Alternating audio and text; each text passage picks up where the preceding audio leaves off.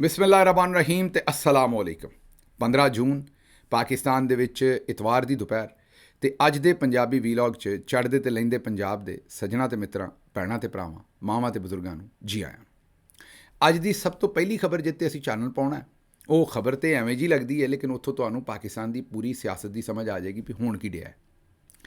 ਅੱਜ ਜਨਾਬ ਮੌਲਾਨਾ ਫਜ਼ਲੁਰ ਰਹਿਮਾਨ ਸਾਹਿਬ ਕਰਾਚੀ ਅੱਪੜ ਕੇ ਉਹ ਫੈਸਲ ਵਾਡਾ ਸਾਹਿਬ ਦੇ ਘਰ ਅੱਪੜੇ ਤੇ ਇੱਥੇ ਹੀ ਕੰਮ ਮੁੱਕਾ ਨਹੀਂ।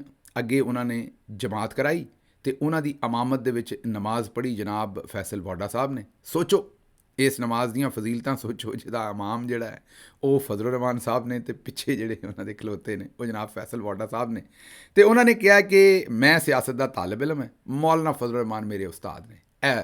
ਇਹਦੇ 'ਚ ਕੋਈ ਸ਼ੱਕ ਨਹੀਂ ਕਿ ਫੈਸਲ ਵਾਡਾ ਸਾਹਿਬ ਨੇ ਇਦੋਂ ਚੰਗਾ ਸੱਚ ਉਹ ਕਦੀ ਜ਼ਿੰਦਗੀ 'ਚ ਬੋਲ ਨਹੀਂ ਸਕਦੇ, ਇਦੋਂ ਸੱਚੀ ਗੱਲ ਨਹੀਂ ਸੀ ਕਰ ਸਕਦੇ। ਵਾਕਈ ਜਨਾਬ ਤੁਹਾਡੇ ਉਸਤਾਦ ਬਣਨ ਦੇ ਕਾਬਲ ਇਹ ਹੀ ਨੇ ਤੇ ਇਹ ਹੀ ਰੂਏ ਰਵਾਂ ਜਿਹੜੇ ਨੇ ਉਹ ਤੁਹਾਡੇ ਉਸਤਾਦ ਸਾਬਤ ਵੀ ਹੋ ਸਕਦੇ ਨੇ ਔਰ ਬਣ ਵੀ ਸਕਦੇ ਨੇ। ਹੁਣ ਤੁਸੀਂ ਇੱਥੋਂ ਹਿਸਾਬ ਲਾ ਲਓ ਕਿ ਆਉਣ ਵਾਲੇ ਵੇਲੇ 'ਚ ਕੀ ਹੋ ਰਿਹਾ ਹੈ। ਫਜ਼ਲੁਰ ਰਹਿਮਾਨ ਸਾਹਿਬ ਦਾ ਉੱਥੇ ਜਾਣ ਦਾ ਮਤਲਬ ਇਹ ਹੈ ਕਿ ਫਜ਼ਲੁਰ ਰਹਿਮਾਨ ਸਾਹਿਬ ਨੂੰ ਕੋਈ ਨਾ ਕੋਈ ਵਜ਼ਾਰਤ, ਕੋਈ ਨਾ ਕੋਈ ਗੱਲਬਾਤ, ਕੋਈ ਨਾ ਕੋਈ ਹਿੱਸਾ ਜਿਹੜਾ ਉਹ ਲੱਭਣ ਲੱਗਾ ਹੈ। ਇਹ ਮੇਰਾ ਤਜਜ਼ੀਆ ਹੈ, ਆਈ ਕੈਨ ਬੀ ਰੋਂਗ। ਤੁਸੀਂ ਹੁਣ ਅੱਖ ਪੁੱਟ ਕੇ ਜ਼ਰਾ ਫਜ਼ਲੁਰ ਰਹਿਮਾਨ ਸਾਹਿਬ ਦੇ ਉੱਤੇ ਬਿਲਕੁਲ ਮੁਕੰਮਲ ਤੌਰ 'ਤੇ ਰੱਖਣੀ ਹੈ ਤਾਂ ਕਿ ਤੁਹਾਨੂੰ ਸਮਝ ਆ ਸਕੇ ਕਿ ਇਹ ਸਾਰੇ ਦਾ ਸਾਰਾ ਮਾਮਲਾ ਜਿਹੜਾ ਹੋਇਆ ਕੀ ਹੈ। ਅੱਗੇ ਚੱਲਨੇ ਜ਼ਰਾ ਅੱਗੇ ਸੈਨੇਟਰ ਫਾਰੂਕ ਨਾਇਕ ਸਾਹਿਬ ਨੇ ਕਾਇਮਾ ਕਮੇਟੀ ਦੇ ਵਿੱਚ ਇਨਕਸ਼ਾਫ ਕੀਤਾ ਹੈ ਵੀ ਇੱਕ ਕਤਲ ਦੇ ਮੁਕੱਦਮੇ 'ਚ SHO ਨੇ ਐਂਟੀ ਮਨੀ ਲਾਂਡਰਿੰਗ ਦੀਆਂ ਦਫਾਤ ਲਾ ਛੱਡੀਆਂ ਨੇ। ਕਤਲ ਦੇ ਵਿੱਚ ਚਲੋ ਦਹਿਸ਼ਤਗਰਦੀ ਦਫਾਤ ਤੇ ਲੱਗ ਸਕਦੀਆਂ ਨੇ, ਸਮਝ ਆਉਂਦੀ ਹੈ। ਉਹਨੇ ਸ਼ੇਰ ਦੇ ਬੱਚੇ ਨੇ ਐਂਟੀ ਮਨੀ ਲਾਂਡਰਿੰਗ ਦੀ ਦਫਾਤ ਲਾਤੀਆਂ ਨੇ। ਮੈਨੂੰ ਇਹ ਦੱਸੋ ਕਿ ਇਹ SHO ਦੇ ਮਗਰ ਨਾਇਕ ਸਾਹਿਬ ਚੜ੍ਹ ਗਏ ਜੇ ਸਾਰੇ। ਜਿਸ ਵੇਲੇ ਤੁਹਾਡੇ ਫੀਲਡ ਮਾਰਸ਼ਲ ਨੇ ਜਿਸ ਤਰੀਕੇ ਨਾਲ 26ਵੀਂ ਆਈਨੀ ਤਰਮੀਮ ਕੀਤੀ ਔਰ ਆਪਣੇ ਆਇਨ ਤੋਂ ਰੂਹਗਰਦਾਨੀ ਕੀਤੀ, ਉਹਦੇ 'ਤੇ ਤੁਸੀਂ ਕਦੇ ਗੱਲ ਨਹੀਂ ਕੀਤੀ। SHO ਨੇ ਵੀ ਭੈੜਾ ਕੰਮ ਕੀਤਾ, ਕੋਈ ਸ਼ੱਕ ਨਹੀਂ, ਪਰ SHO ਨੇ ਸੋਚਿਆ ਵੀ ਇੱਥੇ ਅਸੀਂ ਇਕੱਲੇ ਨਹੀਂ ਖਰਾਬ, ਇੱਥੇ ਸਾਰੇ ਨੇ ਜਨਾਬ। ਜਦੋਂ ਹੋਏਗਾ ਹਿਸਾਬ ਉਦੋਂ ਵੇਖ ਲਾਂਗੇ। ਅਤੇ ਮੈਨੂੰ ਇਹ ਦੱਸੋ ਕਿ ਇਹ ਜਦੋਂ ਉੱਤੇ ਕੋਈ 780 ਝੂਠੀ ਲਾਉਣ ਡਿਆ ਅਤੇ ਕੋਈ ਇਮਰਾਨ ਖਾਨ ਨੂੰ ਦਹਿਸ਼ਤਗਰਦ ਕਹਿਣ ਡਿਆ ਅਤੇ ਕਿਸੇ ਨੇ 13,000 ਪਾਕਿਸਤਾਨੀਆਂ ਤੇ ਦਹਿਸ਼ਤਗਰਦੀ ਦੇ ਝੂਠੇ ਪਰਚੇ ਦੇ ਦਿੱਤੇ ਨੇ ਅਤੇ ਪੁਲਿਸ ਨੇ ਇਹੀ ਕੰਮ ਕਰਨਾ। ਤੁਹਾਨੂੰ ਇੱਕ ਲਤੀਫਾ ਸੁਣਾਉਣਾ, ਗੱਲ ਤਾਂ ਲਤੀਫਾ ਸੁਣਾਉਣ ਦੀ ਨਹੀਂ, ਪਰ ਗੱਲ ਬਣ ਗਈ ਹੈ, ਸੁਣਾਉਣਾ ਪਏਗਾ। ਸਾਡੇ ਪਿੰਡ ਦੀ ਇੱਕ ਜੰਝ ਕਿਸੇ ਹੋਰ ਪਿੰਡ ਗਈ ਅਤੇ ਪਿੰਡ ਦੇ ਵਿੱਚ ਇੱਕ ਬਾਬਾ ਜੀ ਸਨ ਜਿਹੜੇ ਹੈ ਤਾਂ ਬਜ਼ੁਰਗ ਸਨ ਪਰ ਹੈ ਜਿਹੜੇ ਨੇ ਬੜੇ ਹਾਜ਼ਰ ਦਿਮਾਗ ਸਨ। ਉਹ ਜਿਸ ਵੇਲੇ ਜੰਝ ਦੂਜੇ ਪਿੰਡ ਗਈ ਅਤੇ ਜੰਝਾਂ ਜਿਹੜੀਆਂ ਜਦੋਂ ਪਿੰਡਾਂ 'ਚ ਜਾਂਦੀਆਂ ਨਾ, ਪਿੰਡਾਂ ਵਾਲੇ ਬੰਦੇ ਇਸ ਗੱਲ ਨੂੰ ਸਮਝਦੇ ਨੇ ਅਤੇ ਉਹ ਜੰਝ ਦਾ ਇੱਕ ਬੰਦਾ ਜਿਹੜਾ ਹੁੰਦਾ ਨਾ, ਉਹ ਪੂਰੇ ਪਿੰਡ ਦਾ ਅੰਬੈਸਡਰ ਹੀ ਹੁੰਦਾ ਉਸ ਵੇਲੇ। ਜਿੰਨਾ ਚਿਰ ਉਹ ਜੰਝ ਤੇ ਉਸ ਪਿੰਡ ਦੇ ਵਿੱਚ ਹੁੰਦਾ ਨਾ, ਉਹਦੇ 'ਤੇ ਪੂਰੇ ਪਿੰਡ ਦੀ ਇੱਜ਼ਤ ਦੀ ਜ਼ਿੰਮੇਵਾਰੀ ਹੁੰਦੀ ਹੈ। ਇਸੇ ਤਰੀਕੇ ਨਾਲ ਜਿਹੜੇ ਪਿੰਡ 'ਚ ਜੰਝ ਗਈ ਹੋਵੇ, ਉਸ ਪਿੰਡ ਦਾ ਵੀ ਇੱਕ ਸ਼ਹਿਰੀ ਅਗਰ ਜੰਝ ਵਾਲੇ ਕਿਸੇ ਬੰਦੇ ਨੂੰ ਮਿਲੇ ਜਿਹੜਾ ਜੰਝ 'ਤੇ ਆਇਆ ਹੋਵੇ, ਅਤੇ ਉਹ ਵੀ ਹੁਣ ਤਾਂ ਜ਼ਰਾ ਜੰਝਾਂ ਜਿਹੜੀਆਂ ਨੇ ਉਹ ਇੱਕੋ ਦਿਨ ਲਈ ਜਾਂਦੀਆਂ ਨੇ। ਜੰਝ ਦਾ ਮਤਲਬ ਬਾਰਾਤ ਹੁਣ ਤਾਂ ਇੱਕੋ ਦਿਨ ਲਈ ਜਾਂਦੀਆਂ ਨੇ। ਪਹਿਲਾਂ ਜੰਝਾਂ ਜਿਹੜੀਆਂ ਨੇ ਉਹ ਕਿਉਂਕਿ ਤੁਹਾਨੂੰ ਪਤਾ ਹੈ ਘੋੜਿਆਂ 'ਤੇ ਜਾਂਦੇ ਸਨ ਜਾਂ ਟ੍ਰੇਨਾਂ 'ਤੇ, ਅਤੇ 5-5 7-7 ਦਿਨ ਜੰਝਾਂ ਦੂਸਰੇ ਪਿੰਡ 'ਚ ਰਹਿੰਦੀਆਂ ਸਨ। ਜ਼ਾਹਿਰ ਹੈ ਉਸ ਵੇਲੇ ਬਾਥਰੂਮ ਵੀ ਨਹੀਂ ਸੀ ਹੁੰਦੇ, ਬਾਹਰ ਪੈਲੀਆਂ 'ਚ ਜਾਣਾ ਹੁੰਦਾ ਸੀ ਅਤੇ ਉਹ ਬਾਥਰੂਮ ਜਾਂਦਿਆਂ ਆਉਂਦਿਆਂ ਜਾਂ ਹੋਰ ਆਪਣਾ ਟਿਊਬਵੈੱਲ 'ਤੇ ਜਾ ਕੇ ਨਹਾਉਂਦਿਆਂ ਜਾਂ ਮਸਜਿਦ ਜਾਂਦਿਆਂ ਜਿਹੜੇ ਜੰਝ ਵਾਲੇ ਨੇ ਉਹਨਾਂ ਦੇ ਪਿੰਡ ਵਾਲਿਆਂ ਨਾਲ ਮੁਲਾਕਾਤਾਂ ਵੀ ਹੋਣੀਆਂ ਨੇ ਅਤੇ ਇੰਟਰੈਕਸ਼ਨ ਵੀ ਹੋਣਾ ਹੈ। ਅਤੇ ਇਸ ਲਈ ਪਿੰਡ ਦਾ ਹਰ ਬੰਦਾ ਜਿਹੜਾ ਜੰਝ 'ਚ ਆਉਣ ਵਾਲੇ ਬੰਦੇ ਦੇ ਨਾਲ ਬੜਾ ਫਾਰਮਲ ਰਹਿੰਦਾ ਸੀ, ਇਹਤਰਾਮ ਕਰਦਾ ਸੀ, ਕਿਉਂਕਿ ਧੀਆਂ ਭੈਣਾਂ ਸਾਂਝੀਆਂ ਹੁੰਦੀਆਂ ਨੇ। ਜੰਝ ਭਾਵੇਂ ਕਿਸੇ ਦੇ ਵੀ ਘਰ ਢੁੱਕੀ ਹੈ, ਢੁੱਕੀ ਦਾ ਮਤਲਬ ਆਈ ਹੈ, ਬੈਠੀ ਆ ਕੇ, ਅਤੇ ਜੰਝ ਜਿਹਦੇ ਘਰ ਮਰਜ਼ੀ ਢੁੱਕੀ ਹੈ, ਪੂਰਾ ਪਿੰਡ ਉਸ ਧੀ ਨੂੰ ਆਪਣੀ ਧੀ ਸਮਝ ਕੇ ਅਤੇ ਉਸ ਜੰਝ ਨੂੰ ਆਪਣੇ ਘਰ ਦੀ ਜੰਝ ਸਮਝ ਕੇ ਅੱਗੋਂ ਰਿਸੀਵ ਕਰਦਾ ਸੀ। ਇਸੇ ਤਰੀਕੇ ਨਾਲ ਜੰਝ ਨਾਲ ਆਏ ਕਈ ਵਾਰੀ ਤਾਂ ਕੁਝ ਉਬਾਸ਼ ਨੌਜਵਾਨ ਹੁੰਦੇ ਸਨ ਜਿਹੜੇ ਕੁਝ ਚਵਲਾਂ ਮਾਰਦੇ ਸਨ, ਲੇਕਿਨ ਨਾਰਮਲੀ ਇਹ ਕਲਚਰ ਦੇ ਵਿੱਚ ਬੜੀ ਮਾਯੂਬ ਗੱਲ ਸਮਝੀ ਜਾਂਦੀ ਸੀ ਵੀ ਜੰਝ 'ਤੇ ਜਾ ਕੇ ਉੱਥੇ ਕੋਈ ਪੁੱਠੀਆਂ ਹਰਕਤਾਂ ਕਰਨੀਆਂ, ਕਿਉਂਕਿ ਤੁਸੀਂ ਪੂਰੇ ਪਿੰਡ ਦੇ ਅੰਬੈਸਡਰ ਹੁੰਦੇ ਸੀ। ਬਹਰਹਾਲ ਗੱਲ ਲੰਮੀ ਹੋ ਗਈ। ਇਹ ਬਾਬਾ ਜੀ, ਇਹ ਲੰਮੀਆਂ ਗੱਲਾਂ ਮੈਂ ਇਸ ਤੋਂ ਕਰਨਾ ਹੈ ਵੀ ਜਿਹੜੀ ਅਗਲੀ ਪੀੜ੍ਹੀ ਹੈ ਨਾ, ਜਿਹੜੀ ਹੈ ਪੰਜਾਬੀ ਵੀਲੌਗ ਸੁਣਦੀ ਹੈ, ਮੈਂ ਤਾਂ ਆਪਣੀ ਉਮਰ ਤੋਂ ਕੋਈ 30 ਸਾਲ ਬਹੁਤਾ ਬੁੱਢਾ ਜਾਂ ਸ਼ਾਇਦ 50 ਸਾਲ ਬਹੁਤਾ ਬੁੱਢਾ। ਮੈਂ ਤੁਹਾਡੇ 'ਚੋਂ ਕਈ ਆਉਂਦੇ ਨੇ ਵੀ ਗਿੱਲ ਸਾਹਿਬ ਨੂੰ ਇਹ ਗੱਲਾਂ ਕਿੱਥੋਂ ਆਉਂਦੀਆਂ ਨੇ। ਇਹ ਕਿਸ ਦਿਨ ਫਿਰ ਤੁਹਾਨੂੰ ਦੱਸਾਂਗੇ। ਮੈਂ ਸਾਰੀਆਂ ਜ਼ਿੰਦਗੀਆਂ ਜੀਆਂ ਨੇ। ਮੈਂ 9 ਸਾਲ ਦਾ ਸਾਂ ਜਿਸ ਵੇਲੇ ਪਹਿਲੀ ਵਾਰੀ ਬਲਬ ਦੇਖਿਆ ਸੀ। 14, 15, 16 ਸਾਲ ਦਾ ਸਾਂ ਪਹਿਲੀ ਵਾਰੀ ਬਰਗਰ ਅਤੇ ਪੀਜ਼ਾ ਵੇਖਿਆ ਸੀ ਅਤੇ ਪਤਾ ਲੱਗਾ ਸੀ ਵੀ ਇਹ ਕਿਹੜੀ ਸ਼ੈ ਹੁੰਦੀ ਹੈ। ਅਤੇ ਉਸ ਤੋਂ ਬਾਅਦ ਤੁਸੀਂ ਮੇਰਾ ਖਿਆਲ ਗਾਂ ਸਮਝ ਹੀ ਸਕਦੇ ਹੋ ਕਿ ਉਸ ਤੋਂ ਬਾਅਦ ਰੱਬ ਨੇ ਕਿਹੋ ਜਿਹੇ ਮੌਕੇ ਦਿੱਤੇ ਅਤੇ ਕਿੱਥੇ ਦਿੱਤੇ, ਅਤੇ ਅਮਰੀਕਾ 'ਚ ਕਿੱਥੇ ਪੜ੍ਹਾਇਆ ਅਤੇ ਕੀ ਕੁਝ ਕੀਤਾ। ਅਤੇ ਇੱਕ ਵਾਰੀ ਥੱਲੇ ਨੂੰ ਵੀ ਵੇਖਿਆ ਅਤੇ ਇੱਕ ਵਾਰੀ ਉੱਤੇ ਨੂੰ ਵੀ ਵੇਖਿਆ। ਤੇ ਇਹ ਜਿਹੜਾ ਸਫ਼ਰ ਹੈ ਦਰਮਿਆਨ ਵਾਲਾ, ਇਹ ਏਡੀ ਛੋਟੀ ਉਮਰ ਦੇ ਵਿੱਚ, ਮੈਂ ਇਹ ਨਹੀਂ ਆਂਦਾ ਵੀ ਇਕੱਲਿਆਂ ਮੈਂ ਕੀਤਾ, ਹੋਰ ਲੋਕਾਂ ਨੇ ਵੀ ਕੀਤਾ ਹੈ, ਲੇਕਿਨ ਫਿਰ ਜਦੋਂ ਤੁਸੀਂ ਸਫ਼ਰ ਕਰਦੇ ਹੋ ਨਾਲ ਤੁਹਾਡੇ 'ਚ ਅਗਰ ਇਹ ਐਬਿਲਿਟੀ ਵੀ ਰੱਬ ਦੀ ਦੇਣ ਹੁੰਦੀ ਹੈ ਕਿ ਤੁਸੀਂ ਉਹਨੂੰ ਐਕਸਪ੍ਰੈਸ ਵੀ ਕਰ ਸਕੋ ਤੇ ਨਾਲ ਅਬਜ਼ਰਵ ਵੀ ਕਰ ਸਕੋ। ਅਬਜ਼ਰਵ ਕਰਨ ਵਾਸਤੇ ਮੇਰਾ ਖਿਆਲ ਅਗਰ ਤੁਸੀਂ ਸੋਸ਼ਲ ਸਾਇੰਸਿਸ ਪੜ੍ਹੀਆਂ ਹੋਣ ਔਰ ਬਿਹੇਵੀਅਰਲ ਸਟੱਡੀਜ਼ ਦੇ ਉੱਤੇ ਤੁਹਾਡਾ ਬੜਾ ਤਵੱਜੋ ਹੋਵੇ ਤੇ ਫਿਰ ਤੁਸੀਂ, ਮੇਰਾ ਖਿਆਲ ਹੈ, ਬਹੁਤ ਚੰਗੀ ਤਰ੍ਹਾਂ ਉਹਨਾਂ ਅਹਿਸਾਸਾਤ ਨੂੰ, ਉਹਨਾਂ ਸ਼ੈਵਾਂ ਨੂੰ ਤੁਸੀਂ, ਮਸਲਨ ਪਿੰਡ ਜਦੋਂ ਵੀ ਤੁਸੀਂ ਜਾਂਦੇ ਹੋਵੋਗੇ ਤੁਹਾਨੂੰ ਸਾਰਿਆਂ ਨੂੰ ਉਹ ਜਿਹੜੀ ਚੱਕੀ ਦੀ ਕੂ ਕੂ ਕੂ ਦੀ ਆਵਾਜ਼ ਸੀ ਉਹ ਤੁਹਾਨੂੰ ਸਾਰਿਆਂ ਨੂੰ ਚੇਤੇ ਹੋਏਗੀ, ਲੇਕਿਨ ਉਹ ਜਿਹੜੀ ਆਵਾਜ਼ ਸੀ ਉਹ ਸਿਰਫ ਆਵਾਜ਼ ਨਹੀਂ ਸੀ ਹੁੰਦੀ, ਉਹ ਪਿੰਡ ਦੀ ਇੱਕ ਪੂਰੀ ਸ਼ਨਾਖਤ, ਪਿੰਡ ਦੇ ਪੂਰੇ ਕਲਚਰ ਦੀ ਪੂਰੀ ਸ਼ਨਾਖਤ ਹੁੰਦੀ ਸੀ। ਤੇ ਉਹ ਅਗਰ ਤੁਸੀਂ ਅਬਜ਼ਰਵ ਕਰ ਸਕਦੇ ਹੋ ਤਾਂ ਤਾਦੀ ਤੁਹਾਨੂੰ ਸਮਝ ਆਏਗੀ ਅਤੇ ਫਿਰ ਉਹਨੂੰ ਐਕਸਪ੍ਰੈਸ ਵੀ ਕਰ ਸਕਦੇ ਹੋ ਤੇ ਤਾਦੀ ਸਮਝ ਆਏਗੀ ਕਿ ਤੁਸੀਂ ਉਹਨੂੰ ਦੱਸਣਾ ਕਿਵੇਂ। ਬਾਹਰੋਂ ਬਾਬਾ ਜੀ ਉਸ ਜੰਜ ਨਾਲ ਜਿਹੜੇ ਗਏ ਸਨ ਉਹ ਮਸੀਤੇ ਮਤਲਬ ਮਸਜਿਦ ਦੇ ਵਿੱਚ ਨਮਾਜ਼ ਪੜ੍ਹਨ ਗਏ ਤੇ ਜਿਸ ਵੇਲੇ ਉਹਨਾਂ ਨਮਾਜ਼ ਪੜ੍ਹਨੀ ਸ਼ੁਰੂ ਕੀਤੀ ਤੇ ਉਹ ਇਮਾਮ ਦੇ ਬਿਲਕੁਲ ਪਿੱਛੇ ਖਲੋਤੇ ਸਨ ਨਮਾਜ਼ ਪੜ੍ਹ ਰਹੇ, ਤੇ ਜਿਸ ਵੇਲੇ ਸਜਦੇ 'ਚ ਗਏ ਤੇ ਕੋਈ ਉਬਾਸ਼ ਉੱਥੇ ਨੌਜਵਾਨ ਸਨ ਪਿੱਛੇ ਪਿੰਡ ਦੇ, ਉਹਨਾਂ ਨੇ ਬਾਬਾ ਜੀ ਦੀ ਪਿੱਛੋਂ ਧੋਤੀ ਚੁੱਕ ਦਿੱਤੀ। ਇਹ ਅੰਡਰਵੇਅਰ ਸ਼ੇਅਰ ਪਾਉਣ ਦੇ ਹੁਣ ਜਵਾਨਾਂ 'ਚ ਰਿਵਾਜ ਆਏ ਨੇ, ਪਹਿਲਾਂ ਬਜ਼ੁਰਗ ਜਿਹੜੇ ਨੇ ਉਹ ਕਿੱਥੋਂ ਅੰਡਰਵੇਅਰ ਪਾਉਂਦੇ ਸਨ, ਬਸ ਧੋਤੀ ਹੁੰਦੀ ਸੀ। ਉਹ ਧੋਤੀ ਚੁੱਕ ਦਿੱਤੀ ਤੇ ਬਜ਼ੁਰਗਾਂ ਨੇ ਉਸੇ ਵੇਲੇ ਧੋਤੀ ਪਿੱਛੋਂ ਹੱਥ ਨਾਲ ਥੱਲੇ ਕੀਤੀ ਤੇ ਆਪਣੇ ਆਪ ਨੂੰ ਸਿੱਧਾ ਪੱਧਰਾ ਕੀਤਾ। ਨਮਾਜ਼ ਉਹਨਾਂ ਤੋੜੀ ਕੋਈ ਨਾ ਤੇ ਉਹਨਾਂ ਨੇ ਆਪਣਾ ਕੰਮ ਜਾਰੀ ਰੱਖਿਆ। ਮੁੰਡੇ ਪਿੱਛੋਂ ਖੀ ਕਰਨ, ਜਿਵੇਂ ਹੁਣ ਤੁਹਾਡੇ 'ਚੋਂ ਕਈਆਂ ਦੇ ਦੰਦ ਨਿਕਲਣ ਰਹੇ ਨੇ ਇਸ ਵੇਲੇ, ਤੇ ਕਈ ਪੁੱਛਦੇ ਨੇ ਵੀ ਗਿੱਲ ਸਾਹਿਬ ਨੂੰ ਕਿਵੇਂ ਪਤਾ ਹੈ ਵੀ ਇਹ ਸਾਡੇ ਇਸ ਵੇਲੇ ਦੰਦ ਨਿਕਲਣ ਰਹੇ ਨੇ। ਇਹਦੇ ਵਾਸਤੇ ਉਸਤਾਦ ਹੋਣਾ ਪੈਂਦਾ। ਤੇ ਸਾਡੇ ਜਿਹੜੇ ਇਸ ਵੇਲੇ ਡੈਨਮਾਰਕ 'ਚ 2 4 5 ਬੈਠੇ ਨੇ, ਮੈਂ ਉਹਨਾਂ ਦਾ ਨਾਂ ਨਹੀਂ ਲੈਣਾ, ਪਾਕਿਸਤਾਨ ਜਾਣਗੇ ਤੇ ਚੁੱਕੇ ਜਾਣਗੇ, ਉਹਨਾਂ ਨੂੰ ਫਿਰ ਪਤਾ ਹੈ ਵੀ ਚੱਲ ਉਸਤਾਦ ਵਾਲੀ ਗੱਲ ਕਿਵੇਂ ਹੁੰਦੀ। ਖੈਰ ਅੱਗੇ ਚੱਲਨੇ, ਅੱਗੇ ਉਹ ਬਾਬਾ ਜੀ ਦੀ ਧੋਤੀ ਪਿੱਛੋਂ ਚੁੱਕ ਦਿੰਦੇ ਨੇ ਤੇ ਬਾਬਾ ਜੀ ਜਿਹੜੇ ਆਪਣੀ ਧੋਤੀ ਨੂੰ ਸਿੱਧੀ ਕਰਕੇ ਤੇ ਨਮਾਜ਼ ਜਾਰੀ ਰੱਖਦੇ ਨੇ। ਅਗਲੀ ਜਿਸ ਵੇਲੇ ਰਕਾਤ ਦੇ ਵਿੱਚ ਦੁਬਾਰਾ ਸਜਦਾ ਜਾਂਦੇ ਨੇ ਤੇ ਉਹ ਜਿਹੜੇ ਸਾਡੇ ਪਿੰਡ ਦੇ ਬਾਬਾ ਜੀ ਜੰਜ ਤੇ ਗਏ ਸਨ, ਹੁਣ ਅਗਰ ਇਹ ਕੰਮ ਕਰਾ ਕੇ ਬਾਬਾ ਜੀ ਆ ਜਾਂਦੇ ਤਾਂ ਅਗਲੀ ਸਾਰੀ ਜ਼ਿੰਦਗੀ, ਇਹ ਤੁਹਾਨੂੰ ਪਿੰਡਾਂ ਦੀ ਸਾਇੰਸ ਇੱਥੋਂ ਸ਼ਹਿਰ ਵਾਲਿਆਂ ਨੂੰ ਸਮਝ ਨਹੀਂ ਆਉਣੀ, ਇਹ ਹਾਲਾਂਕਿ ਹੈ ਤਾਂ ਇੱਕ ਸ਼ੁਗਲ ਸੀ ਪਰ ਸਾਰੀ ਉਮਰ ਅੱਗੋਂ ਇਹ ਇੱਕ ਖੇਡ ਬਣ ਜਾਣੀ ਸੀ। ਉਹ ਫਲਾਣੇ ਦੀ ਜੰਜ ਤੇ ਜਿਹੜਾ ਬਾਬਾ ਆਇਆ ਸੀ ਉਹ ਧੋਤੀ ਚੁੱਕ ਦਿੱਤੀ ਸੀ। ਇਹ ਉਹ ਜਿਹੜਾ ਪ੍ਰਾਹੁਣਾ ਆਉਣਾ ਸੀ ਨਾ ਪਿੰਡ, ਮਤਲਬ ਜਿਹਨੇ ਵਿਆਹ ਕਰਾਇਆ ਸੀ, ਉਹਨੇ ਆਪਣੀ ਜ਼ਨਾਨੀ ਨਾਲ ਮਕਲਾਵੇ ਵੀ ਆਉਣਾ ਸੀ, ਉਸ ਪਿੰਡ ਦੋਹਰੇ ਆਉਣਾ ਸੀ, ਫਿਰ ਉਹਦੇ ਅੱਗੋਂ ਜਵਾਕ ਜੰਮਣੇ ਸੀ, ਉਹਨਾਂ ਜਵਾਕਾਂ ਦੇ ਨਾਨਕੇ ਇੱਥੇ ਹੋਣੇ ਸਨ। ਉਹਨਾਂ ਅਗਰ ਇੱਥੇ ਕੋਈ ਸ਼ਰਾਰਤ ਕਰਨੀ ਸੀ ਜਵਾਕਾਂ ਨੇ ਕਹਿਣਾ ਬਹਿ ਜਾ, ਤੇਰੇ ਪਿਓ ਦੇ ਜੰਜ ਦੇ ਉੱਤੇ ਤੇ ਅਸਾਂ ਬੰਦਿਆਂ ਦੀ ਧੋਤੀਆਂ ਚੁੱਕ ਦਿੱਤੀਆਂ ਸਨ। ਇਹ ਮਿਹਣਾ ਸਾਰੀ ਉਮਰ ਵਾਸਤੇ ਬਾਬਾ ਜੀ ਨੇ ਆਪਣੇ ਪਿੰਡ ਵਾਸਤੇ ਲੈ ਕੇ ਜਾਣਾ ਸੀ।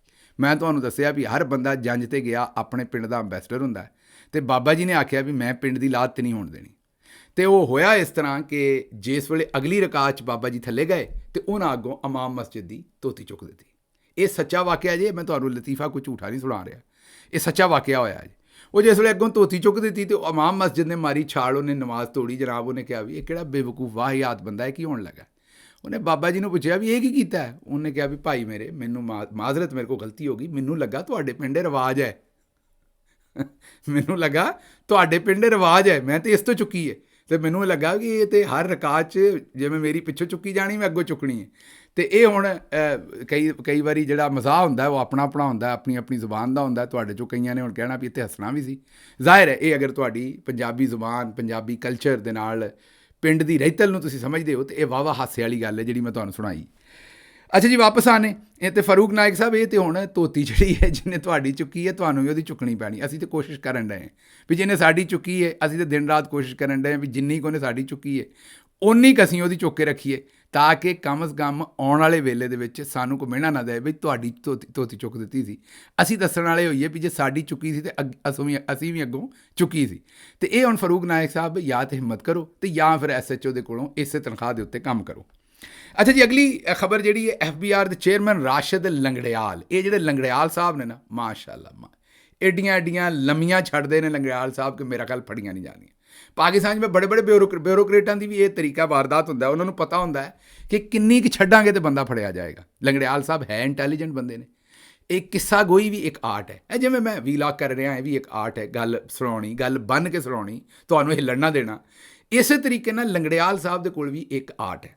ਲੰਗੜਿਆਲ ਸਾਹਿਬ ਜਿਵੇਂ ਮਕੜੀ ਆਪਣਾ ਜਾਲ ਵਿਛਾਉਂਦੀ ਹੈ ਨਾ, ਤੇ ਉਹਦੇ ਵਿੱਚ ਫਿਰ ਜਿਹੜਾ ਹੁਕਮਰਾਨ ਹੁੰਦਾ ਉਹ ਫਸ ਜਾਂਦਾ। ਇਹ ਲੰਗੜਿਆਲ ਸਾਹਿਬ ਇਮਰਾਨ ਖਾਨ ਸਾਹਿਬ ਨਾਲ ਵੀ ਇਹੀ ਕੋਸ਼ਿਸ਼ ਕਰਦੇ ਰਹੇ ਨੇ, ਲੇਕਿਨ ਹੈ ਇਹ ਨੂਨ ਲੀਗ ਦੇ ਘਰ ਦੇ ਬੰਦੇ।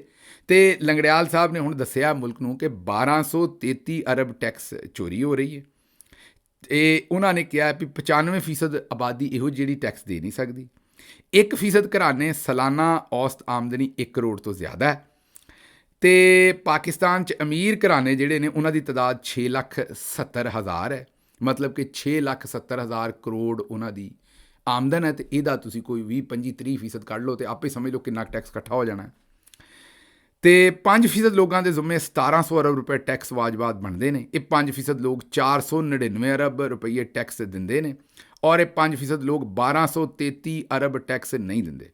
ਚੇਅਰਮੈਨ FBR ਦਾ ਕਹਿਣਾ ਸੀ ਕਿ ਟੈਕਸ ਨੈਟ ਨੂੰ ਤੋਸੀਹ ਦੇਣ ਦੀ ਬਜਾਏ ਅਮੀਰ ਤਬਕੇ ਕੋਲੋਂ ਜ਼ਿਆਦਾ ਟੈਕਸ ਲੈਣ ਦੀ ਜ਼ਰੂਰਤ ਹੈ। ਸ਼ਦੀਦ ਗਰਮੀ ਦੇ ਬਾਵਜੂਦ 95% ਲੋਕਾਂ ਦੇ ਕੋਲ ਹੁਣ ਵੇਖੋ ਜ਼ਰਾ ਲੰਗੜਿਆਲ ਸਾਹਿਬ ਦੀਆਂ ਕਾਰਵਾਈਆਂ ਵੇਖੋ ਵੀ ਤੂੰ ਸਿੱਧੀ ਨੰਬਰਾਂ ਦੀ ਗੱਲ ਕਰ। ਹੁਣ ਵਿੱਚ ਲੰਗੜਿਆਲ ਸਾਹਿਬ ਨੇ ਜਿਹੜੀ ਹੈ ਨਾ ਉਹ ਕੈਦੋ ਤਰ੍ਹਾਂ ਉਹਨਾਂ ਨੇ ਵਿੱਚ ਭੰਬੀਰੀ ਪਾਈ ਹੈ। ਉਹਨਾਂ ਕਿਹਾ ਹੈ ਕਿ 95% ਲੋਕੀ ਗਰਮੀ ਦੇ ਬਾਵਜੂਦ AC ਨਹੀਂ ਇਸਤੇਮਾਲ ਕਰਦੇ। ਵੀ ਲੰਗੜਿਆਲ ਸਾਹਿਬ ਤੁਸੀਂ ਇੱਥੇ ਕੋਈ ਫਿਲਮ ਬਣਾਉਣ ਡਏ ਹੋ ਜਿਹਦਾ ਸਕ੍ਰਿਪਟ ਲਿਖ ਰਹੇ ਹੋ ਕਿ ਨਾਲ ਇਹ ਵੀ ਦੱਸਣਾ ਵੀ AC ਇਸਤੇਮਾਲ ਨਹੀਂ ਕਰਦੇ, ਨਾਲ ਇਹ ਵੀ ਕਹਿ ਦੇਣਾ ਸੀ ਵੀ ਧੀਆਂ ਦਾ ਵਿਆਹ ਨਹੀਂ ਕਰ ਸਕਦੇ, ਦਾਜ ਨਹੀਂ ਪੂਰਾ ਦੇ ਸਕਦੇ, ਹੈਪੇਟਾਈਟਸ ਦੀ ਦਵਾਈ ਨਹੀਂ ਲੈ ਸਕਦੇ। ਮਤਲਬ ਬਈ ਮੈਂ ਇੱਥੇ ਕਹਾਣੀਆਂ ਸੁਣਾਉਣ ਵਾਲੇ ਬੰਦੇ ਸੁਣੇ ਨੇ, ਟੋਪੀਆਂ ਪਵਾਉਣ ਵਾਲੇ ਬੰਦੇ ਸੁਣੇ ਨੇ, ਪਰ ਇਹੋ ਜਿਹੇ ਕਿ ਬੰਦੇ ਦੇ ਇੱਕ ਵਾਰਾਂ ਧੂਏ ਕੱਢ ਦੇਣ। ਸਿੱਧੀ ਗੱਲ ਨਹੀਂ ਕਰਨੀ ਨੰਬਰਾਂ ਦੀ। ਅੱਗੇ ਚੱਲਨੇ। ਉਹਨਾਂ ਨੇ ਕਿਹਾ ਕਿ ਟੈਕਸ ਫਾਈਲਰ ਦੀ ਤਾਦਾਦ 60 ਲੱਖ ਹੈ। 18 ਸਾਲ ਤੋਂ ਕਮ ਉਮਰ ਔਰ ਬਜ਼ੁਰਗਾਂ ਦੀ ਤਾਦਾਦ 13 ਕਰੋੜ 20 ਲੱਖ ਹੈ। ਮੁਲਕੀ ਆਬਾਦੀ ਦਾ ਹਿੱਸਾ ਲੇਬਰ ਫੋਰਸ ਤੋਂ ਬਾਹਰ ਹੈ ਔਰ ਖਵਾਤੀਨ ਦੀ ਬੜੀ ਤਾਦਾਦ ਤਾਲੀਮ ਯਾਫਤਾ ਨਾ ਹੋਣ ਦੀ ਵਜ੍ਹਾ ਤੋਂ ਬੇਰੁਜ਼ਗਾਰ ਹੈ। ਇਹਦਾ ਟੈਕਸ ਨੈਟ ਤੋਂ ਬਾਹਰ ਹੈ। ਜਨਾਬ ਤੁਸੀਂ ਇੱਕ ਕੰਮ ਕਰਿਆ ਕਰੋ ਲੰਗੜਿਆਲ ਸਾਹਿਬ, ਮੇਰਾ ਤਾਂ ਖਿਆਲ ਹੈ ਵੀ ਹੁਣ ਤੁਸੀਂ ਹਰ ਦਾਈ ਦੇ ਨਾਲ ਸਾਈ ਲਾ ਲਓ, ਦਾਈ ਦੇ ਨਾਲ ਸਾਈ ਲਾ ਲਓ। ਜਦੋਂ ਅਯਾਣਾ ਜੰਮੇ ਤੇ ਉਹਦੇ ਮੱਥੇ ਦੇ ਉੱਤੇ ਉਹਦਾ ਐਂਟੀਐਨ ਲਿਖ ਦਿਆ ਕਰੋ ਬਾਹਰ ਨਿਕਲਦਿਆਂ ਹੀ। ਬੰਦਾ ਜੰਮਦਾ ਵੀ ਸਿਰ ਵਾਲੇ ਪਾਸਿਓਂ ਹੀ ਹੈ, ਪਹਿਲਾਂ ਹੀ ਸਿਰ ਬਾਹਰ ਆਉਣਾ ਤੇ ਇਸ ਤੋਂ ਪਹਿਲਾਂ ਕਿ ਬੱਚਾ ਪੂਰਾ ਬਾਹਰ ਆਵੇ ਤੁਸੀਂ ਉਹਨੂੰ ਐਂਟੀਐਨ ਜਾਰੀ ਕਰ ਦਿਆ ਕਰੋ। ਜਿਹੜਾ ਆਂਦੇ ਹੋ ਨਾ ਵੀ ਬੱਚੇ ਟੈਕਸ ਨੈਟ ਤੋਂ ਬਾਹਰ ਨੇ, ਉਹਨਾਂ ਨੂੰ ਟੈਕਸ ਨੈਟ ਦੇ ਅੰਦਰ ਕਰ ਲਓ, ਬਿਲਕੁਲ ਅੰਦਰ ਕਰ ਲਓ। ਬੱਚਾ ਅਜੇ ਦੁਨੀਆ 'ਚ ਆਵੇ ਨਾ, ਪਰ ਤੁਸੀਂ ਪਹਿਲਾਂ ਟੈਕਸ ਨੈਟ ਦੇ ਉਹਨੂੰ ਅੰਦਰ ਕਰ ਲਓ। ਤੇ ਮੈਂ ਇਹੀ ਇਸ ਮੌਜੂਦਾ ਰਜੀਮ ਨੂੰ ਦੱਸਾਂਗਾ ਵੀ ਲੰਗੜਿਆਲ ਸਾਹਿਬ ਜਿਹੜੇ ਨੇ ਨਾ ਇਹ ਬੜਾ ਮਿੱਠਾ ਸਲਾਈਵਾ ਚੜ੍ਹਦੇ ਨੇ। ਇਹ ਜਿਸ ਤਰ੍ਹਾਂ ਉਹ ਮੱਕੜੀ ਫੜਦੀ ਹੈ ਨਾ ਮੱਖੀ ਨੂੰ, ਇਹ ਉਂਝ ਕਰਦੇ ਨੇ। ਇਹ ਗੱਲਾਂ 'ਚ ਸਾਰੀਆਂ ਕੋਈ ਇਸ ਬੰਦੇ ਦੇ ਕੋਲੋਂ 1233 ਅਰਬ ਟੈਕਸ ਨਹੀਂ ਜੇ ਇਕੱਠਾ ਕੀਤਾ ਜਾਣਾ, ਨਾ ਇਹਦੇ ਵਿੱਚੋਂ ਕੁਛ ਨਿਕਲਣਾ ਹੈ, ਨਾ ਗੱਲਬਾਤ। ਇਹ ਗੱਲਬਾਤ ਹੀ ਹੈ ਸਾਰੀ। ਜਨਾਬ ਦੇ ਵਾਲ ਚਿੱਟੇ ਹੋ ਗਏ ਨੇ, ਇੱਥੇ ਹੀ ਜਨਾਬ ਨੇ ਸਿਵਲ ਸਰਵਿਸ ਦੇ ਵਿੱਚ ਆਪਣੀ ਪੂਰੀ ਸਰਵਿਸ ਕੀਤੀ ਹੈ। ਤੇ ਇਹਨਾਂ ਦੇ ਪੁਰਾਣੇ ਕਾਰਨਾਮੇ ਸਾਰੇ ਚੁੱਕ ਲਓ, ਤੁਹਾਨੂੰ ਪਤਾ ਲੱਗ ਜਾਏਗਾ ਵੀ ਕਿੱਡਾ ਕਿ ਜਨਾਬ ਨੇ ਜਿਹੜਾ ਉਹ ਕਿਤੇ ਮੈਂ ਆਖਾਂਗਾ ਵੀ ਕਿੱਡੇ ਕਿ ਇਹਨਾਂ ਨੇ ਪਾਰਟ ਢਾਏ ਨੇ ਪਹਿਲੇ, ਜਿਹੜੇ ਹੁਣ ਢਾਉਣੇ ਨੇ। ਲੰਗੜਿਆਲ ਸਾਹਿਬ ਮਿਹਰਬਾਨੀ ਕਰਕੇ ਨਾਰਾਜ਼ ਨਾ ਹੋਣਾ ਤੁਸੀਂ, ਮੈਂ ਤੁਹਾਡੇ ਨਾਲ ਕੋਈ ਪਰਸਨਲ ਨਹੀਂ ਕਰ ਰਿਹਾ। ਸਿਰਫ ਮੇਰੀ ਜਿਹੜੀ ਅਬਜ਼ਰਵੇਸ਼ਨ ਤੁਹਾਡੀਆਂ ਨੌਕਰੀਆਂ 'ਤੇ ਰਹੀ ਤੇ ਹੁਣ ਗੱਲਬਾਤ 'ਤੇ ਰਹੀ ਤੇ ਓਵਰਆਲ ਜੋ ਬਿਊਰੋਕ੍ਰੇਸੀ ਜਿਸ ਤਰੀਕੇ ਨਾਲ ਟੋਪੀਆਂ ਪਵਾਉਂਦੀ ਹੈ ਉਹਦੇ ਉੱਤੇ ਮੈਂ ਗੱਲਬਾਤ ਕਰ ਰਿਹਾ। ਅੱਗੇ ਚੱਲਦੇ ਜੀ। ਅੱਗੇ ਹੈ ਜੀ, ਇਹ ਇੱਕ ਬੱਚੀ ਮਾਸਕ ਪਾ ਕੇ ਤੇ ਆਪਣਾ ਰਿਜ਼ਕ ਕਮਾ ਰਹੀ ਹੈ ਤੇ ਇਹ ਇੱਕ ਬਸ਼ਰਮ ਗਿਆ ਜਿਹਨੂੰ ਲਿੱਤਰ ਪੈਣ ਵਾਲੇ ਨੇ, ਮੈਂ ਇਹੀ ਆਖਾਂਗਾ। ਇਹ ਵੇਖੋ ਇਹਨੇ ਹਰਕਤ ਕੀ ਕੀਤੀ ਹੈ, ਜਰਾ ਸੁਣੋ। अस्सलाम वालेकुम, मेरी बहन कैसी है? ये कैमरा बंद करें। मेरी बहन आपके फायदे के लिए आई नहीं नहीं, आप कैमरा बंद करें प्लीज। क्या क्या मजबूरी क्या है? नहीं, मैं नहीं करना लाइट चाहती। से इशू है? हाँ इशू है मुझे ना, मैं कैमरे के सामने नहीं आना चाहती। आप कैमरा बंद कर दें, ठीक है? प्लीज आप घबराएं नहीं, आप नहीं, आपके नहीं, भाई हैं। नहीं नहीं, कैमरा आप बंद कर दें। साइड पे आ जाए। नहीं, कैमरा बंद कर दें आप। मेरी बहन, मुझे एहसास है आप फेस मास्क बेच रही हैं, मैं आपसे कुछ पूछना चाह रहा हूँ। नहीं, आप ये कैमरा बंद करवा दे, फिर करते हैं बात। मैं इंशाल्लाह ये काम आपका छुड़वाऊंगा। नहीं नहीं, मैं ठीक है, मैं कमा लेती हूँ काफी। आपको बहन अच्छा रोजगार शुरू करवा के दूंगा। नहीं नहीं ठीक, आप ये कैमरा बंद करवा दे प्लीज। प्लीज आप 2 मिनट बात कर लें प्लीज। जी जी करें। जी कैसी हैं? मैं ठीक हूँ गुजरावाला से ताल्लुक है? जी, मेरा गुजरावाला से ताल्लुक है। अच्छा, ਸੁਣ ਲਿਆ ਜੀ। ਇਹ ਘਟੀਆ ਆਦਮੀ ਮੈਂ ਕਹਾਂਗਾ ਵੀ ਉਹ ਬੱਚੇ ਉਹਨੂੰ ਆਂਦਾ ਮੈਂ ਨੌਕਰੀ ਕਰਾਉਣੀ। ਏਡਾ ਤੂੰ ਕਿਤੇ ਐਲਾਨ ਮਸਕ ਰਹਿੰਦਾ ਨਹੀਂ ਪੁੱਤਰ, ਆਪ ਤੇਰੇ ਪੈਰਾਂ 'ਚ ਟੁੱਟੀ ਜੁੱਤੀ ਹੈ। ਮੈਂ ਕੋਈ ਤੇਰੀ ਤਹਿਕੀਰ ਨਹੀਂ ਕਰ ਰਿਹਾ, ਪਰ ਸਿਰਫ ਆਪਣਾ ਇੰਟਰਵਿਊ ਲੈਣ ਵਾਸਤੇ ਉਸ ਬੱਚੀ ਨੂੰ ਜਿਹੜਾ ਗੁਜਰਾਂਵਾਲੇ ਦੇ ਵਿੱਚ ਖੱਜਲ ਕਰਨ ਡਿਆ। ਇਹ ਬਈ ਜਿਹੜੇ ਵੀ ਬੰਦੇ ਆ ਕਾਨੂੰਨ ਹੱਥ 'ਚ ਨਹੀਂ ਲੈਣਾ, ਇਹਦੀ ਲਫ਼ਜ਼ੀ ਲਾਨ ਤਾਨ ਜ਼ਰੂਰ ਕਰਿਓ। ਅਗਰ ਗੁਜਰਾਂਵਾਲੇ ਬੰਦਾ ਤੁਹਾਨੂੰ ਟੱਕਰੇ ਤੇ ਇਹਦੀ ਲਾਨ ਤਾਨ ਜ਼ਰੂਰ ਕਰਿਓ, ਇਹਨੂੰ ਦੱਸਿਓ ਵੀ ਪੁੱਤਰ ਇਹੋ ਜਿਹੇ ਕੰਮ ਨਹੀਂ ਕਰੀਦੇ। ਇਹ ਜੇ ਤੂੰ ਹੱਥ 'ਚ ਫੜ ਹੀ ਲਿਆ ਮਾਈਕ ਤੇ ਇਹ ਬਾਂਦਰ ਹੱਥ ਉਸ ਤਰ੍ਹਾਂ ਨਾ ਬਣਾ, ਬਾਂਦਰ ਨਾ ਬਣ, ਬੰਦੇ ਦਾ ਪੁੱਤਰ ਬਣ। ਇਹੋ ਜਿਹੇ ਕੰਮ ਬੱਚੀਆਂ ਦੇ ਨਾਲ ਨਹੀਂ ਕਰੀਦੇ। ਅੱਛਾ ਜੀ, ਅਗਲੀ ਖਬਰ ਜਿਹੜੀ ਤੁਹਾਡੇ ਸਾਹਮਣੇ ਰੱਖਣੀ ਹੈ ਉਹ ਖਬਰ ਇਹ ਕਿ ਜਮਾਤ-ਏ ਇਸਲਾਮੀ ਨੇ ਕਿਹਾ ਹੈ ਕਿ ਹਕੂਮਤ ਪਾਕਿਸਤਾਨ ਨੂੰ ਈਰਾਨ ਨੂੰ ਹਰ ਕਿਸਮ ਦੀ ਦਿਫਾਈ ਮਦਦ ਫਰਾਹਮ ਕਰਨੀ ਚਾਹੀਦੀ ਹੈ। ਲਓ ਦੱਸੋ, ਕਮਾਲ ਕਰ ਗਏ। ਇਹ ਉਹੀ ਜਮਾਤ ਇਸਲਾਮੀ ਹੈ ਜਨਾਬ ਜਿਹੜੀ ਸੈਨੇਟਰ ਮੁਸ਼ਤਾਕ ਵਾਸਤੇ ਨਹੀਂ ਬੋਲੀ ਜਦੋਂ ਇੱਥੇ ਚੁੱਕੇ ਗਏ ਸਨ ਫਲਸਤੀਨ ਤੇ ਗਜ਼ਾ ਵਾਸਤੇ ਮੁਜ਼ਾਹਰਾ ਕਰਦੇ ਹੋਏ। ਹਾਂਜੀ, ਇਹ ਉਹੀ ਜਮਾਤ ਇਸਲਾਮੀ ਹੈ, ਐਨ ਉਸ ਵੇਲੇ ਵਜ਼ੀਰ ਆਜ਼ਮ ਨੂੰ ਮਿਲ ਰਹੀ ਸੀ, ਸਾਰੇ ਕੰਮ ਕਰ ਰਹੀ ਸੀ, ਪਰ ਇੱਥੇ ਨਹੀਂ ਬੋਲੀ। ਪਰ ਹੁਣ ਇਹਨਾਂ ਨੇ ਪਾਕਿਸਤਾਨ ਦੇ ਕੋਲੋਂ ਮਿਜ਼ਾਈਲ ਦਵਾਉਣੇ ਨੇ ਈਰਾਨ ਨੂੰ। ਇਹ ਬਈ ਮੁਨਾਫਕਤ ਵੀ ਕਿੱਡੀ ਇੱਕ ਵੱਡੀ ਚੀਜ਼ ਹੈ, ਉਹ ਸਾਡੇ ਜਮਾਤ ਇਸਲਾਮੀ ਵਾਲੇ ਦੋਸਤਾਂ ਤੋਂ ਵੀ ਖ਼ਤਮ ਹੈ। ਮੈਂ ਇਹੀ ਗੱਲ ਕਰਾਂਗਾ। ਅੱਛਾ ਜੀ, ਤਹਿਰਾਨ ਦੀਆਂ ਜਿਹੜੀਆਂ ਸੜਕਾਂ ਨੇ ਉਹਦੇ 'ਚ ਇਸਰਾਈਲੀ ਹਮਲੇ ਦੇ ਵਿੱਚ ਜਿਹੜੇ ਜਾਂਬਾਕ ਹੋਣ ਵਾਲੇ ਸਾਇੰਸਦਾਨ, ਕਮਾਂਡਰ, ਉਹਨਾਂ ਦੇ ਜਨਰਲ ਨੇ, ਉਹਨਾਂ ਦੇ ਅਫਸਰ ਨੇ, ਉਹਨਾਂ ਦੀਆਂ ਤਸਵੀਰਾਂ ਤੇ ਪੋਸਟਰਸ ਦੇ ਨਾਲ ਤਹਿਰਾਨ ਦੀਆਂ ਸੜਕਾਂ ਜਿਹੜੀਆਂ ਉਹਨਾਂ ਨੇ ਭਰ ਛੱਡੀਆਂ ਨੇ। ਜ਼ਾਹਿਰ ਹੈ ਉਹਨਾਂ ਦਾ ਇਹਤਰਾਮ ਕਰ ਰਹੇ ਨੇ, ਉਹਨਾਂ ਦੀ ਇੱਜ਼ਤ ਕਰ ਰਹੇ ਨੇ ਔਰ ਸੋਚ ਰਹੇ ਨੇ ਕਿ ਉਹਨਾਂ ਨੇ ਮੁਲਕ ਵਾਸਤੇ ਜਿਹੜੀ ਹੈ ਬੜੀ ਵੱਡੀ ਜਿਹੜੀ ਹੈ ਕੁਰਬਾਨੀ ਦਿੱਤੀ ਹੈ। ਅੱਛਾ ਜੀ, ਅਗਲੀ ਖਬਰ ਤੁਹਾਡੇ ਸਾਹਮਣੇ ਰੱਖਣੀ ਹੈ। ਲਾਂਸਨੈਕ ਸਾਹਿਬਾ ਜਿਹੜੀਆਂ ਨੇ ਸਾਡੀਆਂ, ਤੁਹਾਨੂੰ ਪਤਾ ਇੱਕ ਹੀ ਲਾਂਸਨੈਕ ਸਾਹਿਬਾ ਨੇ, ਮੋਨਾ ਆਲਮ ਸਾਹਿਬਾ।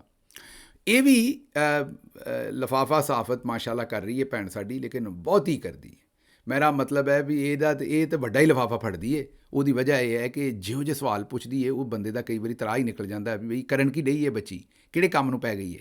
ਬਹਰਹਾਲ ਉਹਨਾਂ ਨੇ ਜਨਾਬ ਸਵਾਲ ਪੁੱਛਿਆ, ਦਬੰਗ ਸਵਾਲ ਉਹਨਾਂ ਨੇ ਪੁੱਛਿਆ। ਉਹਨਾਂ ਦਬੰਗ ਸਵਾਲ ਪੁੱਛਿਆ ਵੀ ਇੱਕ ਸ਼ਖਸ ਕੈਦੇ ਤਨਹਾਈ 'ਚ ਜਿਹਦੀ ਮੁਲਾਕਾਤ ਨਹੀਂ ਹੋ ਸਕਦੀ। ਤੁਹਾਨੂੰ ਪਤਾ ਇਮਰਾਨ ਖਾਨ ਸਾਹਿਬ ਜਿਨ੍ਹਾਂ ਦੀ ਮੁਲਾਕਾਤ ਦੀ ਵੀ ਇਜਾਜ਼ਤ ਨਹੀਂ, ਕੈਦੇ ਤਨਹਾਈ 'ਚ ਨੇ, ਮੁਲਾਕਾਤ 'ਤੇ ਪਾਬੰਦੀ ਹੈ। ਜਦੋਂ ਦਾ ਇਸਰਾਈਲ ਨੇ ਈਰਾਨ 'ਤੇ ਹਮਲਾ ਕੀਤਾ ਉਹਨਾਂ ਦੀ ਕੋਈ ਮੁਲਾਕਾਤ ਵੀ ਨਹੀਂ ਹੋਈ। ਲੇਕਿਨ ਲਾਂਸਨੈਕ ਸਾਹਿਬਾਂ ਨੂੰ ਕਿਉਂਕਿ ਲਿਫਾਫਾ ਐਡਾ ਕੁ ਭਾਰਾ ਆਇਆ ਹੈ ਅਤੇ ਅਫਾਰਾ ਹੋਇਆ ਉਹਨਾਂ ਨੂੰ ਉਸ ਲਿਫਾਫੇ ਦੇ ਨਾਲ, ਭੈਣ ਸਾਡੀ ਨੂੰ ਮੀਨ ਬਹੁਤਾ ਕਿਤੇ ਮਾਲ ਖਾ ਲਿਆ ਉਹਦੇ ਨਾਲ। ਅਤੇ ਉਸ ਤੋਂ ਬਾਅਦ ਸਵਾਲ ਇਹ ਪੁੱਛਣ ਡਈ ਹੈ ਕਿ ਇਮਰਾਨ ਖਾਨ ਨੇ ਇਸਰਾਈਲ ਦੇ ਖਿਲਾਫ ਕੋਈ ਬਿਆਨ ਕਿਉਂ ਨਹੀਂ ਦਿੱਤਾ। ਇਹ ਮੈਨੂੰ ਲੱਗਦਾ ਪਟਵਾਰਨ ਹੈ, ਜਾਂ ਤਾਂ ਪੜ੍ਹੀ ਲਿਖੀ ਨਹੀਂ ਅਤੇ ਜਾਂ ਫਿਰ ਕਿਤੇ ਮੈਨੂੰ ਲੱਗਦਾ ਹੈ ਵੀ ਜਿਹੜਾ ਚੌਧਰੀ ਨਿਜ਼ਾਮਦੀਨ ਹੈ ਉਹਨੇ ਕਿਤੇ ਵਟਾਈ ਇੰਨਾ ਕੁ ਚਾੜ ਛੜਿਆ, ਮਤਲਬ ਕਿ ਲਿਫਾਫੇ 'ਚ ਇੰਨਾ ਕੁ ਮਾਲ ਪਾ ਛੜਿਆ ਕਿ ਬਸ ਇਹ ਭੈਣ ਸਾਡੀ ਜਿਹੜੀ ਹੈ ਇਹਨੂੰ ਸਮਝ ਨਹੀਂ ਆਉਂਦੀ ਵੀ ਜਾਵਾਂ ਅਤੇ ਕਿੱਥੇ ਜਾਵਾਂ। ਮੀਨ ਅਫਾਰਾ ਹੋ ਗਿਆ ਅਤੇ ਹੁਣ ਸਮਝ ਨਹੀਂ ਆਉਂਦੀ ਵੀ ਬਵਾਂ ਖਲੋਵਾਂ, ਕੀ ਗੱਲ ਕਰਾਂ। ਇਹ ਭੈਣ ਸਾਡੀ ਜਿਹੜੀ ਉਹਨੂੰ ਸਵਾਲਾਂ ਦਾ ਨਹੀਂ, ਮਤਲਬ ਇੱਕ ਬੰਦਾ ਜੇਲ੍ਹ 'ਚ, ਉਹਦੀ ਮੁਲਾਕਾਤ ਨਹੀਂ ਹੋਈ। ਜਦੋਂ ਦਾ ਹਮਲਾ ਹੋਇਆ ਕੋਈ ਨਹੀਂ ਮਿਲਿਆ, ਮੁਲਾਕਾਤਾਂ 'ਤੇ ਪਾਬੰਦੀ ਹੈ। ਉਹਦੇ ਕੋਲ ਪੁੱਛਦੀ ਹੈ PTI ਦੇ ਰਿਪਰੈਜ਼ੈਂਟੇਟਿਵ ਕੋਲੋਂ ਕਿ ਇਮਰਾਨ ਖਾਨ ਨੇ ਹਜੇ ਤੱਕ ਇਸਰਾਈਲ ਔਰ ਈਰਾਨ ਦੀ ਜੰਗ ਦੇ ਉੱਤੇ ਕੋਈ ਬਿਆਨ ਕਿਉਂ ਨਹੀਂ ਦਿੱਤਾ। ਇਹਦਾ 21 ਤੋਪਾਂ ਦੀ ਸਲਾਮੀ ਤੇ ਦਿਓ ਭੈਣ ਸਾਡੀ। ਇਹਨਾਂ ਦੇ ਕੋਲੋਂ ਇਹ ਬੜਾ ਦਬੰਗ ਸਵਾਲ ਸੀ। ਲੇਕਿਨ ਹੁਣ ਸਾਡਾ ਤਜਜ਼ੀਆ ਇਹ ਹੈ ਕਿ ਦਬੰਗ ਸਵਾਲ 'ਤੇ ਭੈਣ ਸਾਡੀ ਇਹ ਹੋ ਸਕਦਾ ਸੀ ਕਿ ਕੌਮ ਇਸ ਵਕਤ ਇੱਕ ਹੀ ਸਵਾਲ ਕਰ ਰਹੀ ਹੈ। DG ISPR ਸਾਹਿਬ ਤੇ ਬਾਹਰ ਨੇ, ਉਹ ਤਾਂ ਜੇਲ੍ਹ 'ਚ ਨਹੀਂ ਹੈਗੇ। ਉਹਨਾਂ ਨੇ ਅਜੇ ਤੱਕ ਕੋਈ ਟਵੀਟ ਕਿਉਂ ਨਹੀਂ ਕੀਤਾ, ਉਹਨਾਂ ਨੇ ਕੋਈ ਬਿਆਨ ਕਿਉਂ ਨਹੀਂ ਦਿੱਤਾ। ਫੀਲਡ ਮਾਰਸ਼ਲ ਸਾਹਿਬ ਅਮਰੀਕਾ ਦੇ ਵਿੱਚ ਲਾਈਨ 'ਚ ਲੱਗੇ ਖਲੋਤੇ ਨੇ ਵੀ ਅਮਰੀਕਾ ਦੇ ਜਰਨੈਲਾਂ ਨਾਲ ਜਾਂ ਟਰੰਪ ਨਾਲ ਜਾਂ ਕਾਬੀਨਾ ਦੇ ਕਿਸੇ ਬੰਦੇ ਨਾਲ ਮੁਲਾਕਾਤ ਹੋ ਜਾਏ, ਉਹਨਾਂ ਨੇ ਕੋਈ ਬਿਆਨ ਕਿਉਂ ਨਹੀਂ ਦਿੱਤਾ। ਮੇਰਾ ਮਤਲਬ ਕਹਿਣ ਦਾ ਇਹ ਹੈ ਕਿ ਇਮਰਾਨ ਖਾਨ ਦਾ ਬਿਆਨ ਲੈਂਦੇ ਹੋ ਅਤੇ ਇਹ ਬਿਆਨ ਤੇ ਅਸਲ ਦੇ ਵਿੱਚ ਇਹ ਹੋਣਾ ਸੀ ਜਿਹੜਾ ਦਬੰਗ ਸਵਾਲ ਹੋਣਾ ਸੀ ਅਤੇ ਬਿਆਨ ਹੋਣਾ ਸੀ, ਇਹ ਨਹੀਂ ਪੁੱਛਣ ਡਈ। ਅਤੇ ਫਿਰ ਇਹ ਵੀ ਸਵਾਲ ਹੋ ਸਕਦਾ ਸੀ ਕਿ ਇਮਰਾਨ ਖਾਨ ਦੀਆਂ ਭੈਣਾਂ ਨੂੰ ਈਦ 'ਤੇ ਵੀ ਮੁਲਾਕਾਤ ਦੀ ਇਜਾਜ਼ਤ ਕਿਉਂ ਨਹੀਂ ਦਿੱਤੀ। ਲੇਕਿਨ ਜਨਾਬ ਲਾਂਸਨੈਕ ਮੋਨਾ ਆਲਮ ਸਾਹਿਬਾ ਨੇ ਇਹ ਸਵਾਲ ਕੋਈ ਨਹੀਂ ਕੀਤਾ। ਬੱਚੀਆਂ ਵਿਚਾਰੀਆਂ ਲਿਫਾਫਿਆਂ ਦੇ ਥੱਲੇ ਦਬ ਜਾਂਦੀਆਂ ਨੇ। ਚਲੋ ਖੈਰ ਹੈ, ਬੱਚੀਆਂ ਨੇ, ਮਾਫੀ ਦਿੰਦੇ, ਅੱਗੇ ਚੱਲਦੇ ਹਾਂ। ਅਗਲੀ ਗੱਲ ਜਿਹੜੀ ਹੈ ਜੀ, ਭਾਰਤੀ ਰਿਆਸਤ ਉਤਰਾਖੰਡ ਦੇ ਵਿੱਚ ਇੱਕ ਹੋਰ ਹੈਲੀਕਾਪਟਰ ਡਿੱਗ ਕੇ ਤਬਾਹ ਹੋ ਗਿਆ। ਇਹ ਇੰਡੀਆ ਵਾਲਿਆਂ ਨੂੰ ਪਤਾ ਨਹੀਂ ਕੀ ਹੋ ਗਿਆ, ਜਹਾਜ਼ ਹੀ ਸੁੱਟੀ ਆ ਰਹੇ ਨੇ। ਬਈ ਕੋਈ ਚੈੱਕ ਕਰੋ, ਮੈਂ ਕੋਈ ਮਜ਼ਾਕ ਨਹੀਂ ਕਰ ਰਿਹਾ, ਇਹਦੇ 'ਚ ਇਨਸਾਨਾਂ ਦੀਆਂ ਜਾਨਾਂ ਖਰਾਬ ਹੁੰਦੀਆਂ ਨੇ। ਇਹਨੂੰ ਚੈੱਕ ਕਰੋ ਕੀ ਕਰਨ ਡਏ ਹੋ। ਹਰ ਦੂਸਰੇ ਦਿਨ ਤੁਹਾਡਾ ਜਿਹੜਾ ਉਹ ਕੋਈ ਨਾ ਕੋਈ ਜਹਾਜ਼ ਜਿਹੜਾ ਉਹ ਗਿਰਿਆ ਹੁੰਦਾ, ਕੋਈ ਨਾ ਕੋਈ ਉੱਥੇ ਕੰਮ ਜਿਹੜਾ ਉਹ ਖਰਾਬ ਹੋਇਆ। ਅਤੇ ਇਸ ਲਈ ਇਹ ਬਿਹਤਰ ਇਹੀ ਹੈ ਕਿ ਤੁਸੀਂ ਇਹਨਾਂ ਨੂੰ ਜਿਹੜਾ ਚੈੱਕ ਕਰੋ। ਅੱਛਾ, ਆਖਰ 'ਤੇ ਤੁਹਾਡੇ ਸਾਹਮਣੇ ਰੱਖਣਾ ਕਿ DC ਦੇ ਵਿੱਚ, ਵਾਸ਼ਿੰਗਟਨ DC ਦੇ ਵਿੱਚ ਵੱਡਾ ਇਹਤਜਾਜ ਹੋਇਆ। ਮੈਂ ਪਹਿਲੀ ਖਬਰ ਉਰਦੂ ਵੀਲੌਗ 'ਚੋਂ ਕੀਤੀ, ਉਹ ਜ਼ਰੂਰ ਸੁਣਿਓ ਅਗਰ ਉਰਦੂ ਵੀਲੌਗ ਅੱਜ ਨਹੀਂ ਸੁਣਿਆ। 4 ਤੋਂ 5 ਹਜ਼ਾਰ ਬੰਦਾ ਉੱਥੇ ਆਇਆ। ਤੁਸੀਂ ਸਾਡੀ ਇੱਜ਼ਤ ਰੱਖੀ। ਮੈਂ ਜਿਹੜੀ ਤੁਹਾਨੂੰ ਰਿਕੁਐਸਟ ਕੀਤੀ ਸੀ ਤੁਸੀਂ ਪੂਰੀ ਨਿਭਾਈ। ਪੂਰੇ ਅਮਰੀਕਾ 'ਚੋਂ ਲੋਕ ਆਏ, ਕੈਨੇਡਾ 'ਚੋਂ ਆਏ ਔਰ ਭਰਵਾਂ ਅਤੇ ਚੰਗਾ ਇਹਤਜਾਜ ਕੀਤਾ। ਖੌਫ ਦੇ ਬੁੱਤ ਤੋੜੇ ਨੇ ਜਿਹੜੇ 26 ਨਵੰਬਰ ਤੋਂ ਬਾਅਦ ਸ਼ੁਰੂ ਹੋਏ ਸਨ, ਅਤੇ ਬੜਾ ਹੀ ਉਹਨਾਂ ਨੇ ਚੰਗਾ, ਭਰਵਾਂ ਅਤੇ ਤਗੜਾ ਉਹਨਾਂ ਨੇ ਉੱਥੇ ਜਿਹੜਾ ਇਹਤਜਾਜ ਕੀਤਾ, ਜਿਹਦੇ 'ਤੇ ਮੈਂ ਬੜਾ ਸ਼ੁਕਰਗੁਜ਼ਾਰ ਹਾਂ। ਸਾਹਮਣੇ ਪਾਸੇ ਚੌਧਰੀ ਨਿਜ਼ਾਮਦੀਨ ਸਾਹਿਬ ਦੇ ਵੀ, ਸਾਡੇ ਆਪਣੇ ਹਾਫਿਜ਼ ਸਾਹਿਬ, ਫੀਲਡ ਮਾਰਸ਼ਲ ਸਾਹਿਬ ਦੇ ਵੀ ਹਮਾਇਤੀ ਆਏ ਸਨ। ਪੂਰੇ ਗਿਣ ਕੇ 3 ਬੰਦੇ ਸਨ। ਕਿੰਨੇ ਜੀ? 3। ਅਤੇ ਉਹ ਜਿਹੜੇ 3 ਬੰਦੇ ਸਨ ਉਹਨਾਂ ਨੇ ਵੀ ਉੱਥੇ ਇਹਤਜਾਜ ਕੀਤਾ। ਲਓ ਜੀ, ਮੈਨੂੰ ਦਿਓ ਇਜਾਜ਼ਤ, ਤੇ ਰੱਬ ਰੱਖ।